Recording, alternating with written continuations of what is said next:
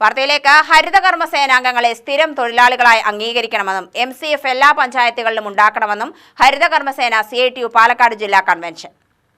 എല്ലാ പഞ്ചായത്തുകളിലും വാഹനം ഏർപ്പെടുത്തണമെന്നും ഡ്രൈവർമാരെ പഞ്ചായത്ത് ഭരണസമിതി നിശ്ചയിക്കണമെന്നും കൺസോർഷ്യം ഫണ്ട് ഉൾപ്പെടെയുള്ള വിവരങ്ങൾ സുതാര്യമാക്കണമെന്നും പ്ലാസ്റ്റിക് ശേഖരിക്കാനുള്ള ചാക്കുകൾ പഞ്ചായത്തുകൾ നൽകണമെന്നും പ്രമേയത്തിലൂടെ ആവശ്യപ്പെട്ടു. റീസൈക്ലിംഗ് ഉൽപ്പന്നങ്ങളുടെ വിൽപ്പന സുതാര്യമാക്കണമെന്നും ആരോഗ്യ ഇൻഷുറൻസ് ഏർപ്പെടുത്തണമെന്നും ആവശ്യപ്പെട്ട ജില്ലാ കൺവെൻഷൻ CPM ജില്ലാ സെക്രട്ടറി EN സുരേഷ് ബാബു ഉദ്ഘാടനം ചെയ്തു.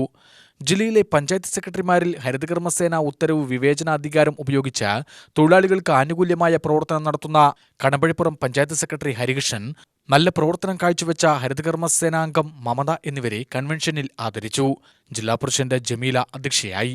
CITU ജില്ലാ സെക്രട്ടറി M ഹംസ, CITU സംസ്ഥാന കമ്മിറ്റി അംഗം SB രാജു, രമാധരൻ, K ഷംസു, സഹദേവൻ എന്നിവർ പ്രസംഗിച്ചു.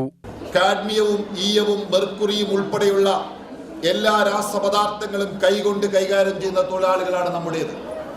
ബൾബ് എടുക്കുന്നവർ, വേസ്റ്റുകൾ ശേഖരിക്കുന്നവർ തുടങ്ങി ഇത്തരം വേസ്റ്റുകൾ ശേഖരിക്കുമ്പോൾ നാളെ ഭാവിയിൽ ക്യാൻസർ പോലുള്ള മഹാരോഗങ്ങൾക്ക് കീഴടങ്ങാൻ വരെ സാധ്യതയുള്ള ഈ തൊഴിലാളികളുടെ ജീവിത സുരക്ഷ ഉറപ്പുവരുത്താൻ എല്ലാ 6 മാസവും ആരോഗ്യ സുരക്ഷാ സംവിധാനം ഉറപ്പുവരുത്താൻ മെഡിക്കൽ പരിശോധനയും അവർക്ക് ലൈഫ് ഇൻഷുറൻസും സർക്കാർ നേരിട്ട് നൽകണം എന്ന് നമ്മൾ ആവശ്യപ്പെടുകയാണ്.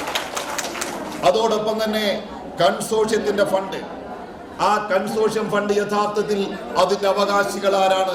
ഈ തൊഴിലാളികൾ മാത്രമാണ്.